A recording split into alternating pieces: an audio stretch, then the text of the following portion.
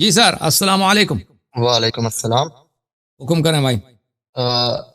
حسن اللہ یاری صاحب، ہاں ابھی آ گئی آپ کے سامنے۔ جی، کیسے ہیں کہاں آپ؟ سے کال بالکل کیا ٹھیک بھائی؟ ٹھاک ہیں؟ اللہ کا جی احسان۔ میں اس وقت ایڈیلیڈ آسٹریلیا سے بات کر رہا ہوں، ویسے میں آسٹریلیا، پاکستان واہ سے جی۔ ہوں، ادھر اسٹڈی کر رہا ہوں۔ اللہ آپ تو کو آپ سلامتی دے، کو حکم کریں میرے بھائی۔ کافی وقت سے سن رہے ہیں، تو آپ کے جی، علم دیکھ کے دنگ رہ گئے ہیں۔ آپ کو ہم اللہ میں پاک نے خادم۔ بہت زیادہ مہارت دی ہے، آپ کو بہت مہارت دی ہے لینگویجز پہ بھی، اور یہ کمپیریٹیو سیکٹس میں آپ کے پاس بہت دلائل ہیں۔ امپریٹو تو میں سیکٹس میں بس، اللہ آپ کو سلامتی دے، تھینک یو سر۔ ہاں کمپیریٹیولی جی، ہاں تو کچھ سوالات ہی ہیں، اسٹوڈنٹ ہوں میں ابھی، جو صرف حق کی تلاش میں دلائل دیکھ رہا ہوں سب علماء کے۔ تو سب سے پہلے تو آپ سے یہ سوال ہے کہ توحید کے ریلیٹڈ مجھے یہ جاننا تھا کہ کیا 12 امام اہل بیت جو ہیں ان میں سے کسی سے بھی نبی پاک صلی اللہ علیہ وسلم سے مدد مانگنا ثابت ہے، کسی بھی صحیح حدیث جو اہل تشیعوں کے بہت ہے پاس ہے؟ بھائی۔ جی جی، بہت ہے، تو بہت ہے۔ کوئی دلیل دے دیں اس کی، اگر دکھا سکیں تو، میں آپ کو کہ وہ دیکھ غائب میں ان کو مدد کے لیے پکارتے تھے۔ دیکھیں، رسول ائمہ اطہار علیہ السلام کے پاس وہی معجزات ہے جو پیغمبر کے پاس ہے، ٹھیک ہے جو نا؟ پاس وہی جی جی اتھارٹی ہے جو نبی صلی اللہ علیہ وسلم کے پاس ہے، لہذا ان کو اتنی ضرورت نہیں ہے کہ نبی صلی اللہ علیہ وسلم سے مدد مانگیں، ٹھیک ہے نا؟ البتہ شیعوں کو انہوں نے حکم دیا ہے، اپنے شیعوں کو حکم دیا ہے کہ ائمہ علیہ السلام سے مدد مانگو۔ اب یہ جو کہتا ہے نا کہ مثلا ائمہ علیہ السلام نبی سے مدد مانگیں، کیونکہ ان کے پاس وہی اتھارٹی، وہی پاور جو نبی صلی اللہ علیہ وسلم کے پاس ہے، ان کے پاس ہے، تو اتنی ضرورت نہیں پڑتی کہ وہ ان سے مدد مانگ لیں۔ البتہ کہ وہ شیعوں کو انہوں نے حکم دیا کہ ائمہ علیہ السلام سے مانگو۔ یہ کتاب کامل الزیارات ابو القاسم جعفر بن محمد بن قولویہ القمی، متوفہ سنہ 368، یہ قم میں چھپی ہے کتاب ہے، اور یہ بہت ہی معتبر کتاب ہے، اور نہایت شیعوں کے ہاں بہت ہی معتبر کتاب ہے۔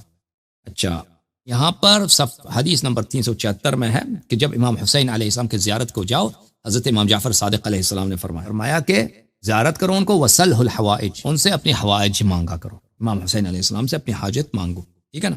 پھر آپ کی خدمت میں عرض کریں کہ یہ کافی میں بھی روایت موجود ہے، یہ الفروع من الکافی للکلینی، جزء رابع، چوتھی مجلد ہے، صفحہ نمبر 578 میں، بلکہ 587 میں۔ یہاں پر حدیث نمبر 2 صفحے کے آخر میں، امام حسین علیہ السلام کی جب زیارت کرو، زیارت کر کے صلح الحوائج، اپنے حاجتیں امام حسین علیہ السلام سے طلب کرو، یہ واضح حکم ہے، ٹھیک ہے نا؟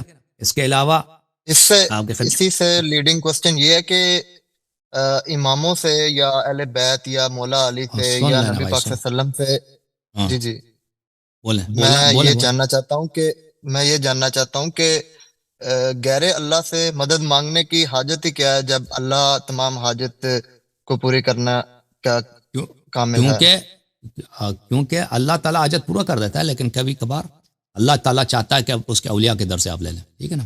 اہل بیت علیہ السلام نے اس کا حکم تو دیا۔ وہ اللہ تعالیٰ خود بھی، وسیلے دیکھو کے اللہ تھرو تعالیٰ ہوگا؟ خود بھی ہدایت کر سکتا تھا، اللہ تعالیٰ ہادی نہیں ہے، نبی صلی اللہ علیہ وسلم جی بھیجنے جی، کی کیا ضرورت ہے؟ بھیجنے کے اس کیوں بھیجا ہے نبی صلی اللہ علیہ وسلم، ٹھیک ہے نا؟ وہ تو ذریعہ بنے نا، ہاں، تو یہاں بھی ذریعہ ہے، ٹھیک ہے نا؟ اللہ تعالیٰ تو مدد کرنے کافی وسیلہ، ہے، اللہ تعالیٰ کافی ہے مدد کرنے کے لیے، لیکن ابھی آپ بیمار ہو جائیں ڈاکٹر کے پاس جائیں گے نا، یہ تو نہیں کہیں گے کہ اللہ تم شفا دے دو، ٹھیک ہے نا؟ آپ نے مجھ جی سے جو جی طلب کیا کہ اہل بیت علیہ السلام کے حکم میں موجود ہے، ملاحظہ کریں، یہ کتاب ہے الاصول من الکافی للکلینی، جلد نمبر کون سی ہے بھائی؟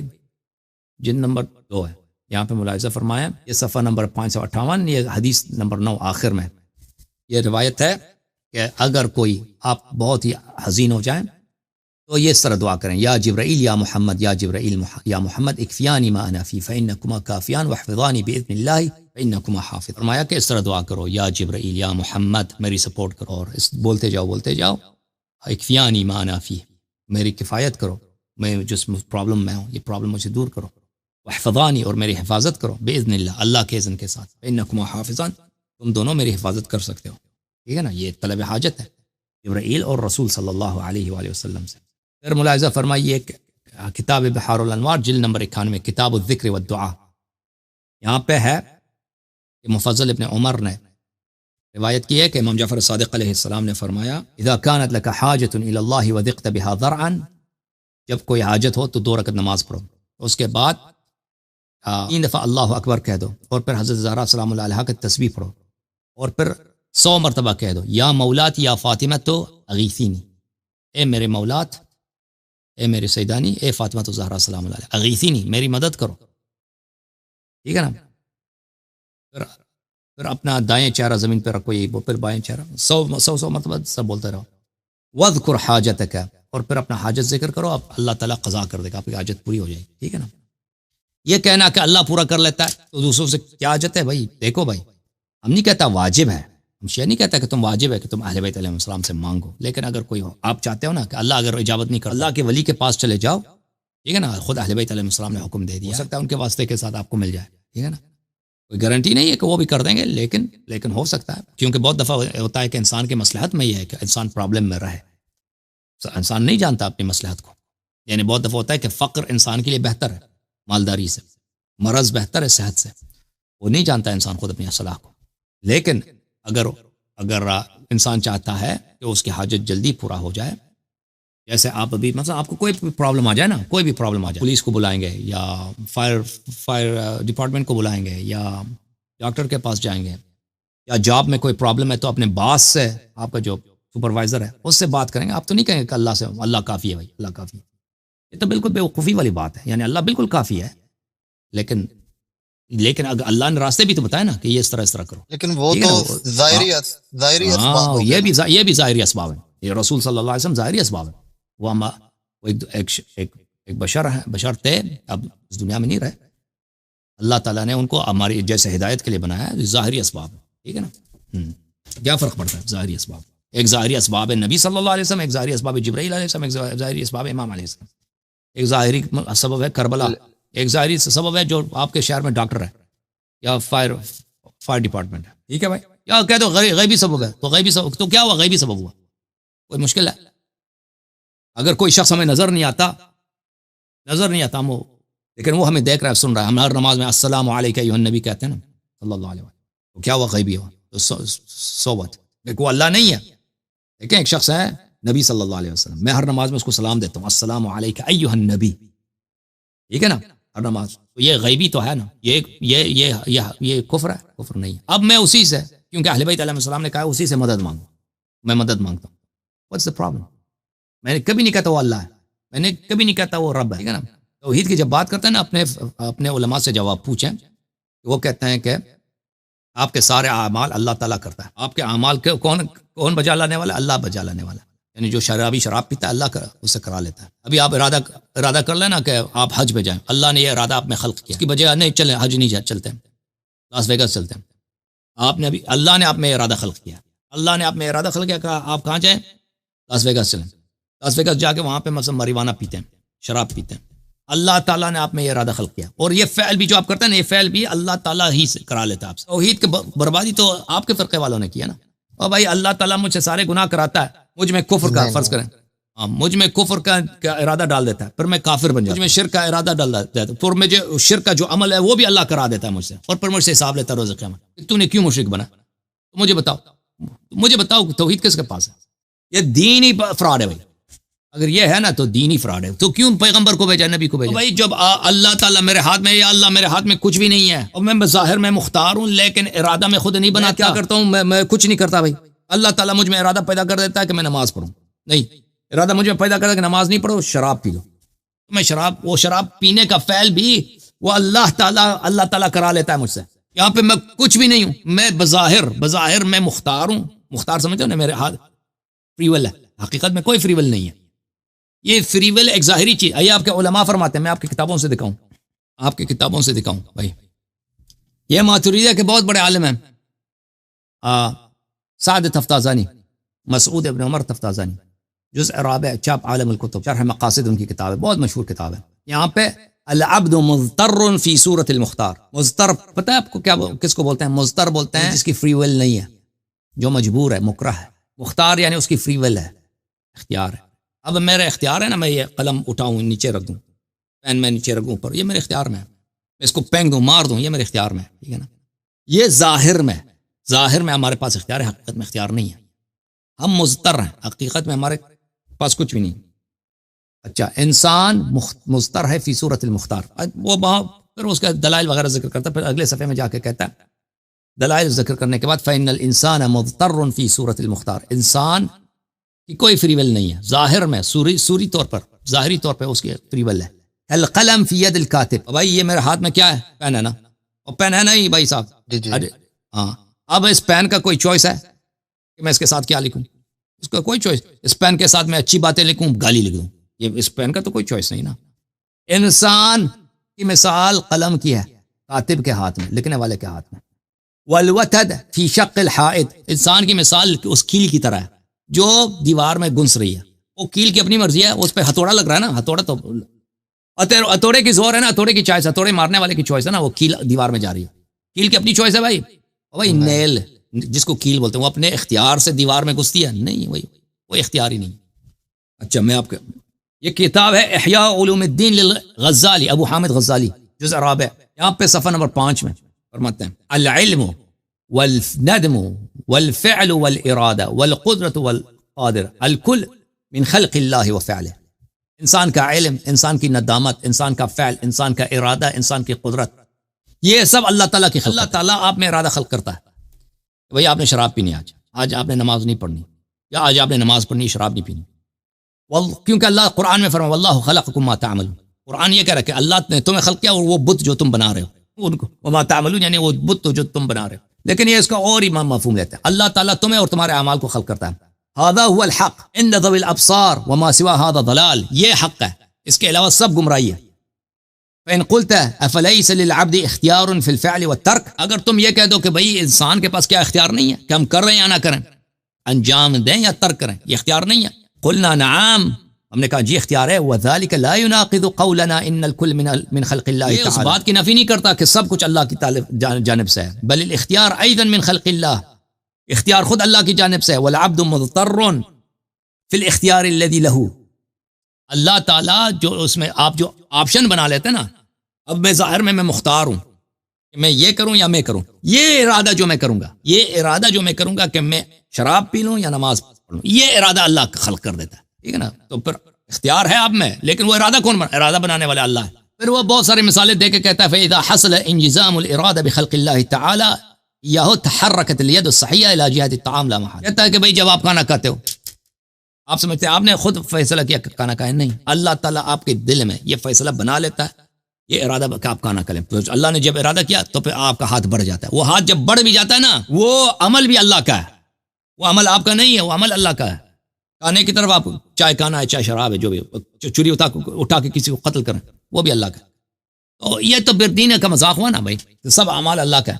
تو پھر کافر اور مسلم میں فرق کیا ہے؟ کوئی فرق ہے بھائی؟ کافر کو اللہ نے کافر بنایا، مسلم کو اللہ نے مسلم بنا دیا بھائی. ٹھیک ہے نا.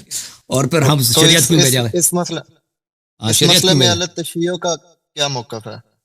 ہمارا موقف یہ ہے کہ ہمارا فل کیا ہے؟ اختیار ہے. میری مرضی، میں اپنی مرضی سے لکھتا ہوں، اللہ تعالیٰ مجھے مجبور نہیں کرتا. اللہ تعالیٰ نے مجھے چوائس دی، ہدایت کی، بھئی یہ صحیح راستہ یہ غلط راستہ، تم کسی کو اختیار کرو. ٹھیک ہے نا. بعض دفعہ انسان یہ ہوتا ہے کہ انسان میں انکلینیشن بہت مضبوط ہو جاتے ہیں، وہ بھی اب انسان کے اپنی پریویس چوائسز کی وجہ سے. میرے پریویس چوائسز ایسے تھے کہ گرچہ ابھی میرے پاس اختیار ہے نا، لیکن میں نے پہلے جو راستہ انتخاب کیا، میں نے زندگی میں ایسے کام کیا کہ ابھی فی الحال میرے لیے بہت مشکل ہے کہ میں اس راستے سے ہٹ کر دوسرے راستے کی طرف جاؤں. مشکل ہے، لیکن وہ مشکل کہاں سے آیا؟ یعنی 50-50 نہیں ہے میرے پاس. بہت دفعہ انسان کے پاس 50-50 چوائس ہوتا ہے نا کہ میں یہ کروں یا نہ کروں. بعض دفعہ انسان کے پاس 50-50 چوائس نہیں ہوتی، 80-20 چوائس ہو، لیکن وہ بھی اپنے انسان کے اپنے اعمال کی وجہ سے. انسان نے اپنے ایسے کام کیا نا کہ اس کی مجبوری بن جاتی ہے، اس کے انکلینیشن یا پری ڈسپوزیشن اتنی بڑھ جاتی ہے کہ وہ ایک طرف کو ترجیح دے دیتا ہے. لیکن ہمیشہ انسان رک سکتا ہے. انسان ہمیشہ، آپ کے پاس یہ چوائس ہے کہ آپ اس راستے کو چھوڑ دیں دوسری. یہ انسان کے اپنے فعل ہیں، اور اللہ تعالیٰ کوئی کام نہیں کراتا بھائی. ابھی اگر میں پانی پی لوں، یہ میرا اپنا فعل ہے. اللہ نے مجھ میں طاقت دی ہے، میرے ہاتھ میں، میرے بدن میں انرجی ہے، میں اس کے ذریعے پانی پیوں گا. میں چاہوں تو شراب پی لوں اسی انرجی سے، ٹھیک ہے نا. وہ کہتے ہیں نہیں، اللہ وہ اور طرح کی کہتے ہیں نا آپ کے علماء، کہتے ہیں یہ جو آپ پانی پیتے ہیں یہ اللہ کا کام ہے. اگر آپ کہتے ہیں آپ نے یہ کام کیا، مشرک ہو گئے، کیونکہ اللہ خلقکم ما تعملون، اللہ سب کی چیز کا خالق. اللہ آپ کے اعمال کا خالق کون ہے؟ اللہ ہے. آپ کے اعمال کا خالق اللہ ہے، یعنی آپ جو بھی کرتے ہیں وہ اللہ کرتا ہے. اللہ تعالیٰ اعیان کا، اجسام کا اور اجسام کے صفات کا اللہ تعالیٰ خالق ہے. ہمارا عقیدہ ہے کہ افعال کا خالق اللہ تعالیٰ نہیں ہے. اوکے میرے بھائی، صحیح ہو گیا؟ جی ٹھیک ہو گیا. Okay, thank you sir. اللہ جی. اس کے بعد دوسرا سوال میرا یہ ہے کہ نبی پاک صلی اللہ علیہ وسلم نے ساری زندگی حضرت ابوبکر، عمر و عثمان کو اپنے ساتھ رکھا ہے، تو آپ کے نزدیک تو وہ منافق تھے، تو ساری زندگی ان کو منافق ہوتے ہوئے اپنے ساتھ رکھنا، اپنے نبوت کے دعوے کے بعد سے لے کے ساتھ اپنی وفات تک، تو اس کے اندر کیا منفرد تھی؟ تو کہاں ساتھ رکھا ہے، مطلب کیا مطلب ساتھ رکھا ہے؟ مطلب اپنے تمام جنگوں میں ساتھ تھے، اگر منافقت اتنی عیاں تھی تو ان کو ان کا ساتھ ان جنگوں میں کو تو سب کو اپنے لے کے ساتھ آتے نہ تھے نا. رکھتے؟ نبی صلی اللہ علیہ وآلہ وسلم کبھی منافقین کو اپنے آپ سے طرد نہیں کیا. کسی بھی منافق کو طرد نہیں، اس کو اپنے آپ سے دور کرے. ٹھیک ہے نا. آپ جو ساتھ رکھنے کا مطلب یہ ہے کہ اگر آپ کہتے ہیں نا کہ ان کو بڑے بڑے عہدے دیے تو کوئی عہدہ نہیں دیا. یعنی نبی صلی اللہ علیہ وسلم کے حیات شریف میں دیکھیں ابو بکر کو کیا عہدہ دیا، کچھ بھی عہدہ نہیں دیا. بہت سارے لوگوں کو گورنر بنا دیا، ان کو کوئی حکم نہیں ملا. بہت سارے لوگوں کو کمانڈر بنا دیا جنگوں میں، ان کو نہیں بنایا. ٹھیک ہے نا. ان کا کیا تھا کہ آپ ساتھ رکھا ہے. بھائی مدینے میں یہ رہتے ہیں، نبی صلی اللہ علیہ وسلم بھی رہتے ہیں. یہ مسجد میں آتے ہیں، نماز پڑھتے ہیں، نبی صلی اللہ علیہ وسلم نماز پڑھاتے ہیں. نبی صلی اللہ علیہ وآلہ وسلم کے پاس زکوٰۃ آتا ہے مختلف جگہوں سے، یا غنائم آتے ہیں تو تقسیم کرتے ہیں، یہ بھی اپنا حصہ اٹھا کے لے کے جاتے ہیں. تو اپنے ساتھ رکھنے سے اگر مراد یہ ہے کہ مدینے میں رہتے تھے، نبی صلی اللہ علیہ وسلم بھی مدینے میں رہتے تھے، یہ مسجد میں نماز پڑھتے تھے، نبی صلی اللہ علیہ وسلم نماز پڑھاتے تھی، بات آپ کی صحیح ہے. لیکن یہ بہت مدینے کے سب منافقین کو یہ حاصل تھا. یعنی نبی صلی اللہ علیہ وسلم نے کسی بھی منافق کو رد نہیں کیا، طرد نہیں فرمایا نفاق کی وجہ سے کہ تم دور ہو جاؤ، یہاں پہ نہ جاؤ. ہاں ایک دفعہ کیا تھا، الحکم ابن العاص، عثمان کے جو چچا تھے حکم، اس نے وہ کیا تھا، وہ مذاق اڑاتا تھا. وہ آدمی کیا نقل ہوتا تھا، نبی صلی اللہ علیہ وسلم کا مذاق اڑاتا تھا. نبی صلی اللہ علیہ وسلم آگے آگے جا رہے ہیں، وہ پیچھے سے آگے اپنی شکل کس کا بناتا تھا، اس کا جو چھپکلی کا شکل بناتا تھا، منہ ٹیڑھا کرتا تھا، اس سے مذاق اڑاتا تھا پیچھے سے. ایک دفعہ نبی صلی اللہ علیہ وسلم نے اچانک دیکھا کہ اس کا منہ ٹیڑھا ہے، تو فرمایا کن ہا کرا، فرمایا کہ اسی طرح رہو. وہ اسی آخر مرتے دم تک اس کا شکل بگاڑ نہیں گیا، صحیح نہیں ہوا، اس کا شکل منہ ٹیڑھا رہ گیا. وہ نبی صلی اللہ علیہ وسلم کے اعجاز میں سے. پھر اس کو نبی صلی اللہ علیہ وسلم نے کہا کہ اس کو بدر کرتے ہیں، مدینہ میں نہیں رہ سکتے، یہ طائف چلا گیا. ٹھیک ہے نا. دوسرے کسی منافق کو نبی صلی اللہ علیہ وہ بھی اس کے اپنی برے اعمال کی وجہ سے مذاق اڑاتا تھا، وہاں سے نکال دیا، دوسرے کسی کو نہیں نکال دیا. اب جہاں تک اس بات کا تعلق ہے ساتھ رکھنے کا، اور کیا ساتھ رکھیں بھائی، ساتھ رکھنے سے کیا مراد ہے؟ جنگوں میں جاتے تھے تو سب منافقین کو لے کے جاتے تھے. غزوہ تبوک میں منافقین کو ساتھ لے کے گئے تھے، جن پہ سب کا اجماع کے منافق تھے. ٹھیک ہے نا. غزوہ احد میں گئے تھے تو منافقین کو ساتھ لے کے گئے تھے. منافق آئے تھے لیکن راستے سے پلٹ گئے تھے نا، اور کچھ لوگ آئے تھے پھر بھاگ گئے تھے راستے سے. تو ساتھ رکھنے سے اگر مراد یہ ہے کہ نبی صلی اللہ علیہ وسلم کے ساتھ یہ رہتے تھے، بالکل وہ سب مدینے والے رہتے تھے، اور نبی کریم صلی اللہ علیہ وسلم کسی کو اپنے سے طرد نہیں کرتے تھے. ایک منٹ میں آپ کو دکھاؤں، میں آپ کو ایک حدیث دکھا دیتا ہوں، یہ حدیث دیکھ کے ملاحظہ فرمائیے. یہ کتاب ہے صحیح مسلم، چاپ دار الفکر، کتاب چھپی ہے 2003 میں دار الفکر بیروت میں. یہاں پہ ملاحظہ فرمائیے، یہ صفحہ نمبر 1172 ہے یہ حدیث. عروہ ابن زبیر روایت کرتے ہیں کہ عبداللہ ابن زبیر نے ایک کہانی اپنے بیٹے کو سنائی. حدیث نمبر 2357. ایک رجل انصار کا تھا اور یہ بھی بدری تھا اصل میں. اس کا جھگڑا ہو گیا زبیر سے، اس بات پر کہ یہ پانی کا حصہ، وہ باغات کو پانی دینے میں ان کا جھگڑا ہو گیا آپس میں کہ پانی پہلے کس نے، اپنے درختوں کو کس نے پانی دینا. تو انصاری نے اس سے کہا، انصار والے نے طلحہ سے کہا کہ پانی کو آنے دو. تو انہوں نے کہا کہ نہیں، پانی پہلے ہمارا حق بنتا ہے، ہم پانی لیتے ہیں. تو دونوں چلے گئے نبی صلی اللہ علیہ وسلم کے پاس اپنا مقدمہ لے کر کہ آپ فیصلہ سنا دیں. تو رسول اللہ صلی اللہ علیہ وسلم نے زبیر سے کہا اسقی یا زبیر ثم ارسل الماء الى جارک. یہ دونوں آپس میں پڑوسی تھے. رسول اللہ صلی اللہ علیہ وسلم نے فرمایا کہ زبیر تم پہلے اپنے درختوں کو پانی دے دو، پھر پانی کا راستہ کھول دینا تاکہ آپ کا جو پڑوسی ہے اس کی باری آ جائے. تو اس کو غصہ آیا، انصاری کو غصہ آیا، وہ جو صحابی تھا. اس نے کہا یا رسول اللہ ان کان ابن عمتک. اس نے کہا یا رسول اللہ یہ آپ کے کزن جو ہے نا، کزن ہونے کی وجہ سے. اس نے صرف اتنا کہا یہ آپ کے کزن، یعنی آپ نے پہلے باری اس کو دیا، مجھے نہیں دیا، یہ آپ کے کزن ہے اسی لیے. اچھا تو یہ ایک طرح سے اتنے گالی بھی نہیں ہے، بس ایک عدم رضایت ہے، ایک اعتراض ہے. فتلون وجه نبی اللہ صلی اللہ علیہ وسلم، رسول پاک صلی اللہ علیہ وسلم کا چہرہ کا رخ بدل گیا، غضب کیا. اچھا عرض یہ ہے کہ اس کے متعلق دیکھ کے علماء کیا کہتے ہیں. کتاب صحیح مسلم بشرح النووی مجلد نمبر 8، چاپ دار الفکر، جز 15. یہاں پر اسی حدیث کو نقل کرنے کے بعد نووی صاحب شرح میں کیا فرماتے ہیں. قال العلماء، علماء کا موقف، ولو صدر مثل هذا الكلام الذي تكلم به الانصاری اليوم من انسان، اگر یہی بات جو انصاری نے اس وقت کہا تھا آج کے دن کسی انسان سے صادر ہو جائے، یعنی اس کا مقصد یہ ہے کہ نبی کریم صلی اللہ علیہ وسلم نے رشتہ داری کی وجہ سے انصاف نہیں کیا، رشتہ داری کی وجہ سے انہوں نے غلط فیصلہ سنا دیا، یعنی بے انصافی کیا. کان کفر، یہ کفر ہے، وجرت علی قائلہ احکام المرتدین، اور اس کا بولنے والے پہ کیا ہوگا؟ مرتد کے احکام جاری ہوں گے، فیجب قتلہ، پھر اس کو قتل بھی کریں گے۔ اچھا پھر پیغمبر صلی اللہ علیہ وسلم نے اس کو قتل کیوں نہیں کیا؟ قالوا انما ترکہ النبی صلی اللہ علیہ وسلم لانه كان في اول الاسلام، نبی صلی اللہ علیہ وسلم نے اس کو سزا نہیں سنایا اس لیے کہ اسلام کا آغاز کے ایام تھے۔ یتألف الناس، لوگوں کے محبت جذب کرتے تھے پیغمبر صلی اللہ علیہ وسلم، اگر قتل کرتے نا اس کا پورا خاندان کہ بھئی یہ غلطی کی وجہ سے آپ نے وہ قتل کر دیا، اس کے کتنے لوگ برے کہتے ہیں، بدنامی ہو جاتی ہے۔ کان یتألف الناس، وہ لوگوں کے ساتھ الفت دکھاتے تھے تاکہ لوگوں کی محبت جذب کریں۔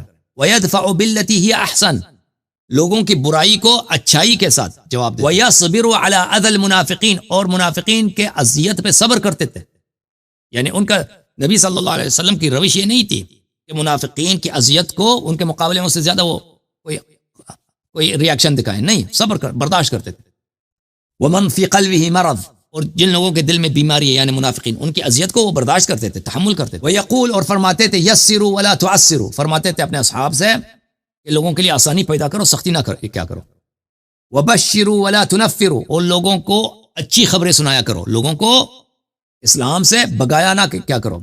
وَيَقُول، اور فرماتے تھے لا يتحدث الناس ان محمدا صلی اللہ علیہ وسلم يقتل اصحابہ، کہتے ہیں لوگ تاکہ یہ نہ کہیں کہ نبی صلی اللہ علیہ وسلم اپنے ہی صحابہ کو قتل کرتے ہیں۔ وقد قال اللہ تعالی، اللہ نے ان سے فرمایا ولا تزال تطلع على خائنة منهم الا قليلا منهم، اے حبیب صلی اللہ علیہ وسلم تو ہمیشہ ان لوگوں سے غداری دیکھتا ہے، منافقین سے تجھے غداری نظر آتی ہے۔ فاعف عنهم، ان کو درگزر کیجیے، عفو کریں، واصفح، ان کو ان سے درگزر کیجیے۔ ان اللہ يحب المحسنین، اللہ تعالی محسنین کو، ان کا احسان کرنے والوں سے محبت کرتا ہے۔ عرض یہ ہے میرے بھائی کہ نبی کریم صلی اللہ علیہ وسلم نے جو اس شخص کے ساتھ جس کے متعلق کہا کہ علماء نے کہا کہ اس انصاری نے تو اور تو کچھ نہیں کہا تھا، اتنا کہا تھا کہ بھائی آپ کی پھوپھی کا لڑکا ہے، اسی لیے اس کو پہلے آپ نے باری دیا، تو غلط بات اس نے کہی تھی۔ تو نبی صلی اللہ علیہ وسلم منافقین کو طرد نہیں کرتے تھے، جذب کرتے تھے، ان سے محبت کا اظہار کرتے تھے، ان کے اذیت کے مقابلے میں صبر و تحمل دکھاتے تھے، صحابہ کو بھی یہی حکم دیتے تھے، ٹھیک ہے نا۔ تو نبی صلی اللہ علیہ وسلم کی صحبت میں، ان کی سیرہ میں ایسا نہیں ہے کہ وہ منافقین کے ساتھ کیا کرتے، طرد کرتے تھے، مگر یہ کہ منافق شخص اپنا ارتداد، دشمنی ظاہر کر دیں، کوئی ایسی کام کر دیں نا علن آگے، بالکل پھر اس کا برداشت ہونا ناممکن ہو جائے، پھر وہ کوئی قدم اٹھاتے تھے، اللہ نہیں جی سر۔ لیکن اس میں یہ ہے کہ نبی پاک صلی اللہ علیہ وسلم نے، اگر آپ کے نزدیک یہ منافق ہیں تو نبی پاک صلی اللہ علیہ وسلم نے ان کی بیٹیوں کا، حضرت ابوبکر اور عمر کی بیٹیوں کا رشتہ قبول کیا ہے، اور یہ بھی کہا جاتا ہے کہ حضرت عثمان کے ساتھ نبی پاک صلی اللہ علیہ وسلم کی بیٹی کا جو نکاح بھی ہوا ہے۔ تو اگر یہ اس طرح منافق تھے اور نبی پاک صلی اللہ علیہ وسلم تو ہر چیز کا علم رکھتے ہیں، تو پھر نبی پاک صلی اللہ علیہ وسلم نے ان کے ساتھ یہ رشتے کیوں بنائے؟ باقی منافق بھی تو تھے، کتنے لوگ منافق ایسے ہوں گے جو چاہتے ہوں گے کہ ہمارا بھی رشتہ بن جائے نبی کے ساتھ، لیکن ان کا کیوں قبول کیا ہے جن کو ساری امت آج کی اہل سنت کی امام مانتی ہے؟ جی، تو نبی کریم صلی اللہ علیہ وسلم کے بہت سارے شادیاں تھیں نا، 15 شادی تھی ان کی، ٹھیک ہے نا، ایک دو تو نہیں، ٹھیک ہے نا۔ اپنے دشمنوں کے بیٹیوں سے انہوں نے شادی کی۔ دیکھیں ام حبیبہ سے رسول اللہ صلی اللہ علیہ وسلم نے جب شادی کی ہے، وہ احزاب میں لشکر کی تیاری کر رہا تھا، دیکھیں احزاب میں، خندق میں، وہ خندق کی لڑائی کس لیے ہوئی ہے؟ اس لیے ہوئی کہ وہ ایک دفعہ صفایا کر دیں مسلمین کا، وہ سب لشکر لے کے آئے تھے نا، اس لیے نہیں کہ بھئی ایک جنگ ہو جائے واپس چلے جائیں گے، اس لیے آئے تھے کہ وہ ایراڈیکیٹ کریں مسلمین کو، یعنی کیا کریں، یعنی بالکل جینوسائیڈ کرتے ہیں، سب لوگوں کو قتل کریں۔ تو انہوں نے اپنے دشمنوں کی بیٹیوں سے شادی فرمائی رسول اللہ صلی اللہ علیہ وسلم، کیونکہ ان کی پوزیشن بہت سخت، آپ سمجھتے ہیں نا، ایسے آپ کے ذہن میں ہوگا کہ وہ تو بھئی راحت میں تھے، آرام تھے، نہیں۔ نبی صلی اللہ علیہ وسلم مدینے میں جب ہجرت کر کے آئے نا، جب عائشہ سے پھر حفصہ سے شادی ہوئی ہے، تو وہ زمانہ وہ تھا کہ مسلمان بڑے فقیر تھے، بہت سارے لوگ ایسے تھے ان کو اپنے گھر کا خرچہ ان کے پاس نہیں تھا، تو جب شادی کرتے تھے کسی لڑکی سے ان کا بوجھ اٹھاتے تھے، ان سے ان پہ احسان ہوتا تھا، ایک بات۔ دوسری بات یہ ہے کہ دیکھیں عرب کے لوگ بڑے وحشی لوگ تھے، یہ کسی کو قتل کرنا ان کے لیے پانی پینے کی طرح آسان تھا، سمجھ میں نا، جو جاہلیت والے عرب تھے مشرکین، وہ وہی اگر کسی کو قتل کریں، اس کو ٹکڑے ٹکڑے کر دیں، ان کے لیے وہ کوئی مسئلہ ہی نہیں ہے، اس کے فیملی کو قتل کریں۔ تو یہ قبائل جتنے تھے، بہت بڑے زیادہ قبائل تھے عرب میں اس زمانے میں، یہ سب مشرکین، خونخوار، بے رحم اور بڑے غضبناک ہیں، کس پر؟ رسول اللہ صلی اللہ علیہ وسلم پہ۔ کیوں؟ انہوں نے ہمارے خداؤں کی گستاخی کی ہے، ٹھیک ہے نا، نیا دین لے کے آیا۔ یہ وہی پیغمبر کیا کہتے تھے؟ پیغمبر کہتے تھے کہ آپ کے خدا باطل ہیں، یہ بت ان کا کوئی فائدہ ہی نہیں ہے، اور آپ کے والدین آپ جن پہ یہ فخر کرتے تھے کہ ہمارے آبا اجداد، وہ سب جہنمی ہیں، مشرک تھے، تو یہ بھائی پیار کرتے تھے پیغمبر سے صلی اللہ علیہ وسلم سے؟ نہیں، ان کے سب سے بڑا مجرم مشرکین کے نظر سے اگر آپ دیکھتے ہیں اس زمانے میں سب سے بڑا مجرم، سب سے بڑا نسجیر بلا ملحد، سب سے بڑا بدعتی، سب سے بڑا مقدسات کا توہین کرنے والا کون ہے؟ رسول اللہ صلی اللہ علیہ وسلم۔ اور یہ مشرکین، یہ ان کا کوئی مورل باؤنڈری نہیں تھا، کوئی اخلاق سے ان کو پابندی تو نہیں تھی، اور نبی صلی اللہ علیہ وسلم ابھی مکے سے جان بچا کر مدینے آئے، ٹھیک ہے نا، مدینے والے سپورٹ نہیں ہے ان کو کہ فل سب مدینے والے ان کے بڑے مخلص ہیں، اس میں کچھ مخلص لوگ ہیں۔ تو اب نبی صلی اللہ علیہ وسلم کے جو ماننے والے ہیں، دیکھیں یہ بڑے خطرے میں، اگر کوئی شخص کوئی مسلمان ان کے ہاتھ لگ جاتا ہے کہ یہ تو اسی آدمی کا آدمی ہے نا، یہ تو اسی نبی کا آدمی ہے جو ہمارے ان خداؤں کا گستاخ ہے، اس کا کھال اتارنے، اس کو ٹکڑے ٹکڑے کرنے میں ان کو کوئی دیر نہیں لگتی، وہ سمجھ رہے نا۔ اور عرب والے پیگن تھے، وحشی قبائل تھے، یہ صدیوں تک وحشی رہے۔ آپ کے جو عرب کے قبائل تھے نا، اللہ جانتا ہے ناصر خسرو کے سفر نامے میں ادھر لکھا ہے کہ میں عرب میں گیا تھا تو وہاں پہ میں نے اپنی آنکھوں سے دیکھا کہ یہ کتے جو جیسے لوگ بکری پالتے ہیں، یہ کتے پالتے ہیں۔ اسلام کے 400-500 700 سال بعد، 800 سال بعد کتے اس کو پھر ذبح کرتے ہیں، اس کو کاٹتے ہیں، جیسے دوسرے لوگ دمبے کا گوشت یا بکری کا گوشت کھاتے ہیں، یہ کتے کا گوشت اسی طرح اس کو موٹا کر کے اس کو کھاتے ہیں۔ تو اس طرح یہ وحشی قوم تھی۔ تو اس حالت میں رسول اللہ صلی اللہ علیہ وسلم کے ایک بہت ارجنٹ سچویشن تھی، اگر کسی قبیلے کی لڑکی سے وہ شادی کرتے نا، اس قبیلے کی دشمنی کم ہو جاتی، کیونکہ وہاں پہ قبائل سسٹم تھا میرے بھائی، سن رہے نا میرے بھائی، ہنسو رہے ہیں، قبائل سسٹم تھی۔ قبائل اگر آپ کا حلیف بن جاتا ہے تو پھر وہ قبیلے والے آپ کو تنگ نہیں کریں گے، آپ کے خلاف نہیں لڑیں گے، اور آپ کے ماننے والوں کو بھی تنگ نہیں کریں گے۔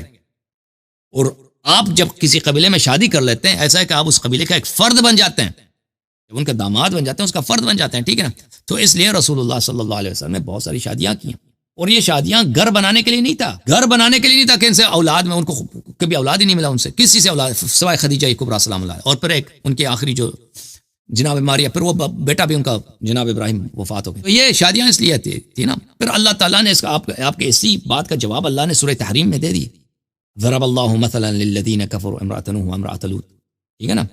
نوح علیہ السلام بھی نبی تھے، نوح نبی نہیں تھے، لوط بھی نبی تھے، ان کی بیوی کا مطلب قرآن کیا کہہ رہا ہے اب بھائی؟ اور یہ آیا کس لیے نازل ہوئی ہے؟ یہ آیا عائشہ حفصہ کے لیے نازل ہوئی، عائشہ حفصہ کے لیے نازل، تاکہ اگر کوئی سوچے کہ نبی صلی اللہ علیہ وسلم نے عائشہ سے کیوں شادی کی حفصہ سے، اللہ کہہ رہا ہے کہ اس سے پہلے بھی ہوا ہے، کوئی ضروری نہیں کہ اگر نبی اچھا ہے تو اس کی بیوی بھی ضرور اچھی ہوگی۔ اچھا میرے بھائی، تھینک یو سر، اللہ آپ کو جزائے خیر۔ اوکے جی، ایک اور سوال یہ ہے کہ قرآن کے بارے میں، قرآن میں آیت ہے کہ ہم نے یہ کتاب نازل کی اور ہم خود اس کے محافظ ہیں، اور آپ کے نزدیک یہ ہے کہ قرآن نامکمل ہے، جس کی دلائل آپ اہل سنت کی کتابوں سے بھی دیتے ہیں، تو اس آیت کا آیا یہ نہیں کہہ کیا رہا، بتاتے آیا یہ نہیں کہہ رہا کہ ہم نے قرآن نازل کیا اور ہم اس کی حفاظت کریں گے، ٹھیک ہے نا، آیا یہ نہیں کہہ رہا، ہم نے ذکر نازل کیا ہے، ہم اس کو حفاظت کریں گے، ہم نے ذکر کو نازل کیا، ہم اور اس کی حفاظت کریں گے، ٹھیک ہے نا۔ پہلی بات یہ کہ ذکر سے کیا مراد ہے، کوئی حدیث تو نہیں کہ ذکر سے مراد قرآن ہے، ٹھیک ہے نا۔ ذکر سے مراد یہ قرآن لیتے ہیں اس لیے کیونکہ اس میں لفظ نزول ہے، نزول کا لفظ، اسی لیے مفسر کہتا ہے اس سے مراد قرآن ہے، وإلا ان کے پاس کوئی دلیل نہیں ہے۔ ذکر سے مراد کوئی بہت ساری چیزیں ہو سکتی ہیں، ٹھیک ہے نا۔ رسول صلی اللہ علیہ وسلم پہ جو نبوت نازل ہوئی وہ ہو سکتی ہے، رسول صلی اللہ علیہ وسلم کے سینے میں جو علم ہے قرآن کے علاوہ، وہ بہت کچھ ہو سکتا ہے، ٹھیک ہے نا، پہلی بات۔ پھر ہم اس کی حفاظت کریں گے، اس کی، اور تو بہت سارے مفسرین کہتے ہیں اس سے مراد خود نبی صلی اللہ علیہ وسلم، ہم نے ذکر نازل کیا ہے، ہم نبی صلی اللہ علیہ وسلم کی محافظت کریں گے، ٹھیک ہے نا۔ پھر اللہ تعالیٰ نے، دیکھیں اللہ تعالیٰ نے یہ آیا اس طرح واضح تو بھی نہیں کہہ رہا کہ ہم نبی قرآن کی حفاظت کریں۔ دیکھیں میرے بھائی، جس طرح قرآن کے ظاہر اہم ہے، اس کا باطن اس سے زیادہ اہم ہے، اس کے معانی۔ دیکھیں اگر آپ میرے پاس ایک کتاب ہے، اس میں ایسے 80% 90% آیات ایسے ہیں جن کا تفسیر رسول پاک صلی اللہ علیہ وسلم سے میرے پاس نہیں ہے، بلکہ 99% حدیث آیات کی تفسیر نہیں ہے، اور رسول پاک صلی اللہ علیہ وسلم ہر آیت نازل ہوتی تھے پڑھاتے تھے، وہ تفسیر بتاتے تھے کیوں نازل ہوئی، معنی کیا ہے، ٹھیک ہے نا۔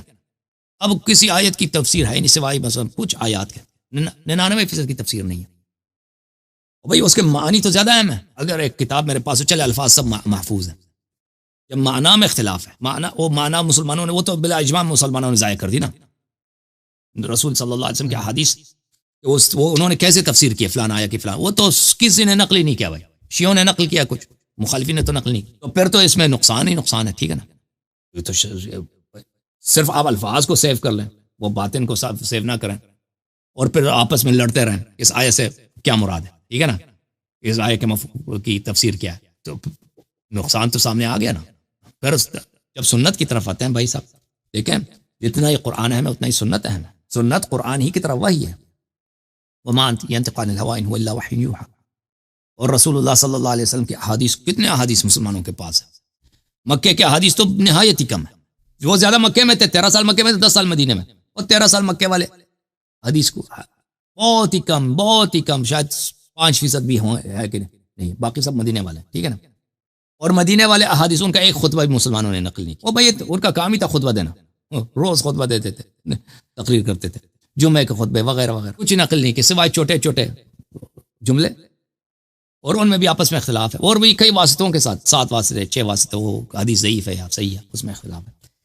دیکھیں اگر ایک شخص باتیں کرتا ہے, چلتا ہے, پڑھتا ہے, کبھی کبھی مثلا شاید ہفتے میں 3-4 دفعہ یا اس سے زیادہ تقریر کرتا ہے, 10 سال میں وہ بہت مٹیریل ہے بھائی, ٹھیک ہے نا. 10 سال میں وہ بہت زیادہ مٹیریل ہے, وہ اتنی بڑی مٹیریل ہے کہ وہ ہزاروں کی جلدوں میں کتاب آ جاتی ہے اگر اس کو ہر اس کی ہر بات کو ریکارڈ. وہ تو سب ضائع ہے. اس میں سے اب جماعت مخالفین کے ساتھ سب حدیث ملاتے ہیں نا, ضعیف صحیح وغیرہ, وہ 10,000 سے زیادہ نہیں, 10,000 سے زیادہ نہیں ہے, سب حدیث ملا. اس میں اگر ریپیٹیشن کو آپ نکال دیں, ریپیٹیشن اگر شامل کر دیں تو حدیث زیادہ بن جائے, لیکن اس میں جو ریپیٹڈ ہے نا وہ نکال دیں, ضعیف اور صحیح وغیرہ کو ملا کے 10,000 سے کم.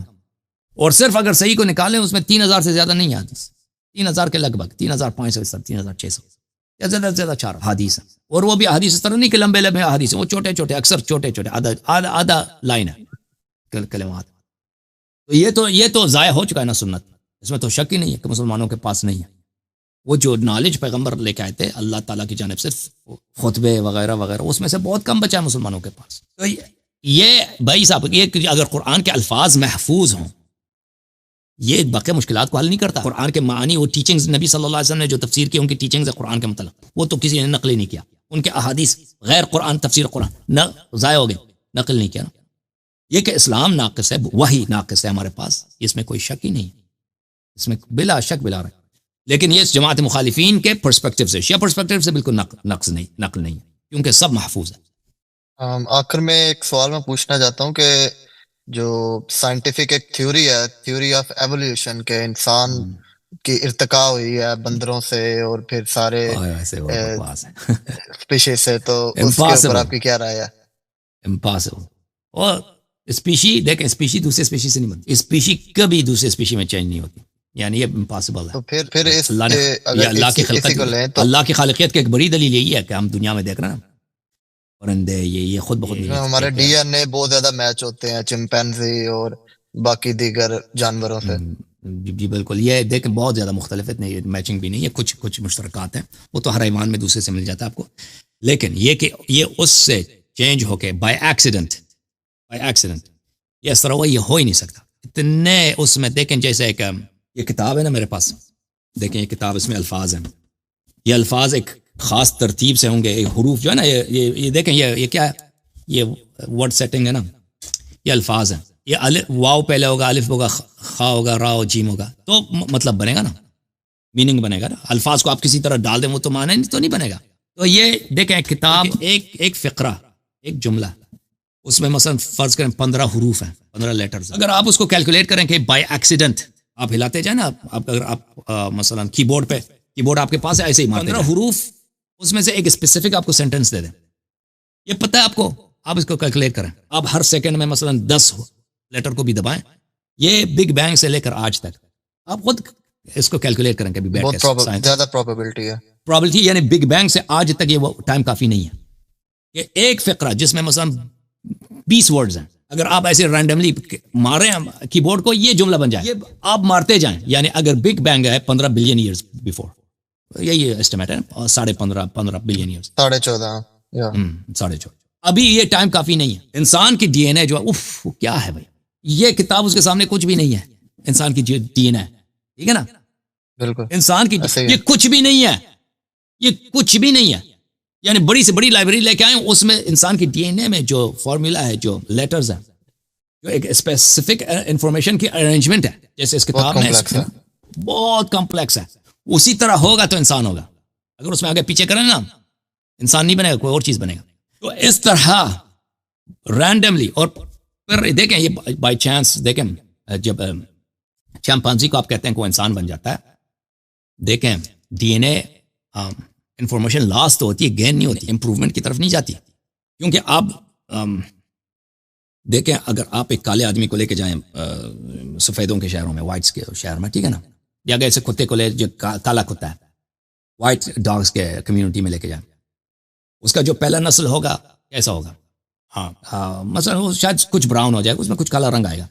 3-4 نسل کے بعد وہ کالا کتے کے اثر نہیں رہے گا، سب وہ اس کے جتنے کتے کے بچے ہوں گے وہ سب سفید ہوں گے، ٹھیک ہے نا. 4 نسل کے بعد یعنی کیا ہوگا؟ اس کا جینز بالکل لاس ہو جائے گا. سمجھ رہے ہیں میری بات کو؟ بات یہ ہے اگر امپروومنٹ بنتی ہے، ایک دفعہ امپروومنٹ تو نہیں بنتی نا اتنے زیادہ. امپروومنٹ تین ہے. پہلی بات ہے کہ ایکسیڈنٹ کے ذریعے امپروومنٹ نہیں بنتی، ایکسیڈنٹ ہمیشہ ڈسٹروائے کرتا ہے جینز کو. بائی ایکسیڈنٹ امپروومنٹ نہیں بنتی، ایکسیڈنٹ ڈسٹروائے کرتا ہے. اگر ہم فرض بھی کریں نا کہ کبھی ایسا ہوا کہ بھائی چمپانزی نے چمپانزی کے ساتھ کیا ہے، اس کے بچے پیدا ہوئے، اس میں کچھ امپروومنٹ آئی ہے کسی ایکسیڈنٹ کی بنا پر اس کی جینز میں، ٹھیک ہے نا. حالانکہ یہ اس کا یہ بہت کم ہے اس کا احتمال، ہمیشہ ڈسٹروائے. یہ اگلی نسل میں یہ ضائع ہو جائے گا یہ امپروومنٹ. اب سمجھ رہے ہیں نا میری بات کو؟ جی اگلی نسل میں، کیونکہ اسی نے اسی کمیونٹی میں شادی کرنی ہے، اس چمپانزی نے اسی کمیونٹی میں دوسرا جین پول میں اس کو ملاپ ہو جائے گا، پھر جو تھوڑی بہت امپروومنٹ آئی وہ ضائع ہو جائے گا، ختم ہو جائے گا. امپروومنٹ اتنی زیادہ کبھی نہیں ہوتی کہ وہ بالکل پھر وہ لاس نہ ہو جائے، وہ گین جو ہے لاس نہ ہو، یہ کبھی نہیں ہوتی. امپروومنٹ اگر تھوڑی بہت پہلی بات ہے امپروومنٹ حاصل نہیں ہوتی، ڈسٹرکشن ہوتی ہے انفارمیشن کی ایکسیڈنٹ میں. اگر حاصل بھی ہو جائے تو پھر کیونکہ وہ اسی کمیونٹی میں اس کی دوبارہ وہ دوسری اسی جین پول میں وہ رہے گا تو وہ انفارمیشن ضائع ہو جائے گی، تو یہ کبھی امپروومنٹ حاصل نہیں ہوگا. پر یہ کہ ایک اسپیشی مثلا جو ہے دوسری اسپیشی بن جائے، مثلا ریبٹ ایگل میں چوہا کیٹ میں تبدیل، یہ تو بھائی یہ وضاحت بنائے ان لوگوں نے، یہ تو بالکل پاگل ہے. لیکن بہرحال اگر آپ ٹائم دیکھیں، جو زمین کی جو عمر ہے، زمین کی جو ایج ہے 4.5 بلین، مجھے جو یاد پڑتا ہے، میں نے بہت سال ہو گئے نہیں پڑھے، 4 بلین ہے. لیکن کول ڈاؤن کے بعد کتنا ہے؟ 2 بلین ایئرز ہے، 2 بلین ایئرز ہے. یہ بالکل کافی نہیں ہے، یہ ٹائم کافی نہیں ہے. اگر ہم اس کو مان بھی لینا کہ یہ پاسبل ہے، یہ ٹائم کافی نہیں ہے اتنے زیادہ ویرائٹیز آنے کے لیے. اور اکثر ویرائٹیز اچانک ظاہر ہوئے نا، جو فاسل ریکارڈ ہے، آپ پیچھے 150 ملین ایئرز کے پیچھے چلتے ہیں، اس کے بعد اچانک ایک دفعہ یہ چیزیں ظاہر ہو جاتی ہیں. اس سے پیچھے جو 150 ملین ایئرز سے پیچھے جب آپ چلے جاتے ہیں نا، اس میں جو فاسل ریکارڈ ہے اس میں ویرائٹی نہیں ہے. یعنی یہ جو کہتے ہیں، یہ ایوولوشن والے کہتے ہیں کہ 2 بلین ایئرز میں بہت ساری چینجز ہیں، 2 بلین ایئرز کافی نہیں. اللہ جانتا ہے کہ ایک چھوٹے سا امیبیا جو ہے، اگر جو اس کے جینوم اتنا کمپلیکس ہے، وہ سب سے زیادہ سمپل لائف جو ہے یہی سنگل سیل جو جانور ہوتے ہیں وہ ہوتی ہے. اس کی جینوم صرف، اب سیل اسٹرکچر کو چھوڑیں، اس سیل میں مائٹوکانڈریا ہوتا ہے، اس میں نیوکلیس ہوتی ہے، وہ کیا بلا ہوتے ہیں، وہ عجیب ہے سیل. اللہ جانتا ہے ایک کائنات ہے، ایک سیل. صحیح کہہ رہا ہوں کہ نہیں کہہ رہا ہوں؟ آپ بایولوجی پڑھیں، ایک سیل، ایک کائنات، ایک دنیا، ایک جہان ہے. جیسے ہماری دنیا کمپلیکس ہے، اس کو سمجھنا بڑا مشکل کام ہے. ایک سیل اسی طرح ایک کائنات ہے. اب اس سیل کے اندر اس کا جو جینوم ہے اتنا کمپلیکس ہے، اس کا بائی ایکسیڈنٹ بننا، بھائی یہ جو کہتے ہیں نا 2 بلین ایئرز ہیں ارتھ کا، زمین کا عمر، یہ 2 بلین ایئرز. اگر آپ بگ بینگ سے آج تک اس کو 1 بلین دفعہ بھی ریپیٹ کریں، یہ کافی نہیں ہے کہ وہ بائی ایکسیڈنٹ بن جائے، کیونکہ اس میں اتنے ویریبلز ہیں. تو یہ بالکل ایک مذاق والی چیز ہے ایوولوشن. یہ اللہ تعالیٰ کی قدرت ہے، اللہ کی یہ چیزیں نہیں ہو سکتی خود بخود بائی ایکسیڈنٹ. ان کا بنانے والا ایک بہت ہی پاورفل، ایک بہت ہی حکیم، ایک بہت ہی آل نالجبل. جتنا سوچیں اس کی قدرت میں، اس کی حکمت میں، اس کے علم میں، انسان کا عقل اور مزید دنگ رہ جاتا ہے. انسان اپنے چھوٹے ہونے کا احساس کرتا ہے، اپنے ناچیز ہونے کا احساس کرتا ہے. یہ خالق ہے ہمارا، زندہ جان چیزوں کا اور دوسرے چیزوں کا جو غیر زندہ ہے، سب کا. اللہ آپ کو سلامتی دے میرے بھائی. اسی پہ ملحدین جو ایتھیسٹ ہیں وہ سوال اٹھاتے ہیں کہ اگر ایوولوشن نہیں ہوئی تو اگر آپ کہتے ہیں اسلام میں حضرت آدم سے نسل چلی ہے، حضرت آدم اور حضرت حوا سے، تو کیا ان کی پہلی جنریشن یا پہلی نسل جو ہے وہ انسیسٹ کے تھرو آگے سے پھر بڑھی ہے؟ تو حدیث میں یہ ہے کہ اللہ تعالیٰ نے ان کے لیے اسپیشل مخلوق خلق کیا تھا. حضرت آدم علیہ السلام کے بیٹوں کے لیے اسپیشل مخلوق خلق کیا تھا، ان سے اس کی شادی ہوئی تھی. ٹھیک ہے نا، آسمان سے کوئی مخلوق ایسا خلق کیا تھا کہ ان سے ان کی شادی ہو جائے. ٹھیک ہو گیا جی. اتنے ہی سوال تھے. آخر میں یہ ایک ریکویسٹ کرنی تھی میں نے آپ سے کہ اپنے جو لوگ جو نیو اسٹوڈنٹس ہیں جو اہل تشیع کے عقائد یا فروعی مسائل کے بارے میں جاننا چاہتے ہیں تو آپ ان کے لیے اگر ایک ہی کسی ایک چینل پہ یا ایک پلے لسٹ بنا کے تمام عقائد قرآن و سنت اہل بیت کے اور احکام کے ٹیم کی ساتھ ضرورت ہے بھائی، میرے اگر پاس ٹیم نہیں ہے نا، اور ریکارڈ بھائی کروا دیں، ٹیم ہوتا نا، میرے پاس اگر ٹیم ہوتا تو کر یہ لیتا بھائی، بہت بڑا یہ دعوت جو کا باتیں کام کر ہو رہے ہیں جانا نا، تھا اگر یہ تمام دعوت اور بہت آگے شیعہ پہنچتی تھی اگر شیعہ میرے مخالف ہیں، اور شیعہ جو ہے نا ان یہی کے تو پاس دلیل ولی کچھ بھی نہیں، میرے خلاف 30 سیکنڈ کے کلپ بناتے ہیں کہ دیکھو اللہ یاری کافر ہے، سب گالی دیتے ہیں، سپورٹ کوئی نہیں کرتا۔ یہی تو مسئلہ ہے کہ اہل تشیع میں اتنے زیادہ آگے سے فرقے ہیں کہ بندہ پھر اگر کوئی عقائد یا نہیں کوئی فرقہ مسائل کوئی نہیں جاننا ہے، چاہتا ہے تو وہ بندہ نہیں، وہ استعشاری ہیں، وہ استعشاری ہیں، وہ فرقہ کچھ بھی نہیں، ہمارے ہی فرقے کے لوگ ہیں، بس ان سے کہہ دو نا کہ آپ ان سے کہہ دو کہ بس 12 امام کو، میرا جرم یہی ہے کیا میرے خلاف کیوں ہے، میں کہتا ہوں 12 امام علیہ السلام کو اتباع کرنی ہے، غیر کی اتباع نہیں کرنی، یقین جانو اللہ کی قسم، یہ قم والے نجف والے مولوی آزادی میرے، یہ ذاکر آزاد میری کیوں مخالفت کرتے ہیں؟ اس لیے نہیں کہ میں نے کہا کہ بھائی کوئی تم آ کے اسرائیل کے ساتھ بیعت کرو، میں نے کبھی نہیں بولا کہ آ کے تم امریکہ کے ساتھ بیعت کرو، ٹھیک ہے نا، میں نے حالانکہ میرا عقیدہ یہ ہے کہ امریکہ جو ہے بہت سارے اسلامی ملکوں سے بہتر ہے، میرا عقیدہ یہ وہ لیکن الگ بات ہے، لیکن اس بات کو کوئی نہ مانے، وہ تو سب جانتے ہیں کہ امریکہ میں بہت سارے وہ ویزا ملے نا تو سب مولوی ادھر آئیں، لیکن وہ اسی لیے میری مخالفت کرتے ہیں کہ میں نے بولا کہ ائمہ اطہار علیہ الصلوۃ والسلام کی اتباع کرنی ہے، کسی اور کی نہیں کرنی ہے، تو یہ جو ہے نا ان کی چڑ مجھ سے اسی بات پر ہے لیکن آپ جو بات کر رہے ہیں نا، میں بحد جتنی میری طاقت ہے میں کر لوں گا انشاءاللہ تب، لیکن اگر میرے پاس ایک ٹیم ہوتا نا کم 7-8 آدمی، جی تو میں بہت کام کر سکتا ہوں۔ جی اللہ پاک آپ کو لمبی زندگی دے، اگر آپ قرآن کی تفسیر اور صرف ضروری عقائد ہی ریکارڈ کروا دینا تو ایک بہت بڑا دعوت کا کام ہو جانا انشاءاللہ۔ آپ ایک کتاب ہے، اس کا نام ہے حق الیقین، علامہ مجلسی کے حق الیقین، اردو زبان میں اس کو پڑھیں، ٹھیک ہے نا۔ اللہ آپ کو سلامتی دے، جی ٹھیک ہو گیا اللہ آپ کو عزت، جی، thank you so much, thank you. میں اللہ بلیس یو۔